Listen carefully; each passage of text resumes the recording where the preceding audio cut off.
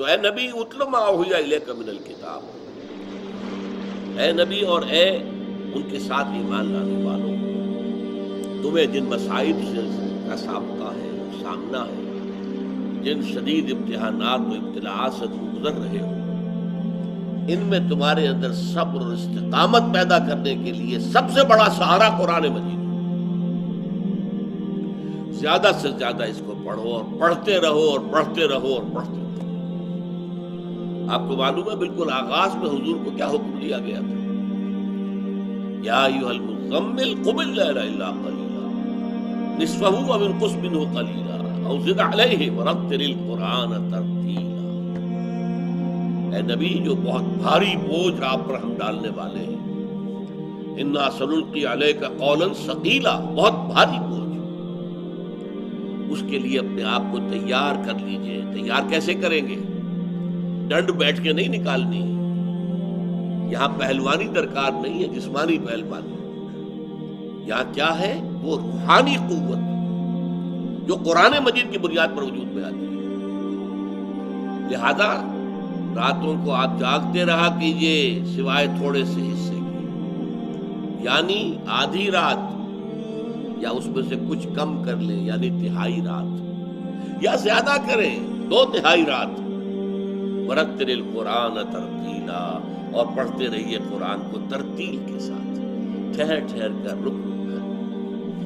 یہ اصل میں ترتیل ہے کہ جس سے کہ در حقیقت تاثیر جو ہے وہ جذب ہوتی ہے۔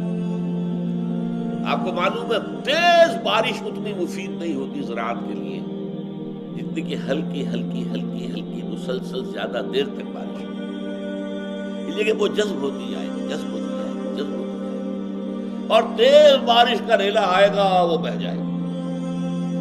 لہذا قرآن کو تھوڑا تھوڑا رک رک کر پڑھنا۔ الحمدللہ رب العالمین، اب رکو، غور کرو کیا کہا ہے، کیا الفاظ ہیں، کیا معنی۔ الرحمن الرحیم، سوچو کیا پڑھا، کیا الفاظ ہیں، کیا معنی۔ اس طرح رک رک کر ترتیبی سے کہتے ہیں، اس کا نتیجہ کیا ہوتا ہے؟ یہ دل میں جذب ہوتا ہے۔ جیسے میں نے کہا کہ ہلکی بارش جو ہے وہ زمین میں جذب ہوتی ہے، اور زمین کے اندر جو رویدگی ہے، جو چھپی ہوئی ہے، اس کے خزانوں کو نکال کر باہر لے آتی ہے۔ اسی طرح قرآن کا رک رک کر، ٹھہر ٹھہر کر، سمجھ سمجھ کر، کہیں آیت آ گئی ہے عذاب کی تو رک کر اللہ سے، اے اللہ مجھے اس عذاب سے بچائیے، اللہم قنی عذاب النار، اے اللہ مجھے بچائیے اس عذاب سے،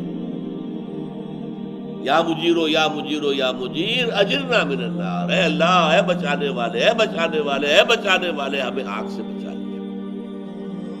کہیں جنت کی دوار کا ذکر آ گیا، اللہم ارزقنا جلنا، اے اللہ ہمیں نصیب فرما جنت، اللہم ادخلنا فی جنتک، اے اللہ ہمیں اپنی جنت میں۔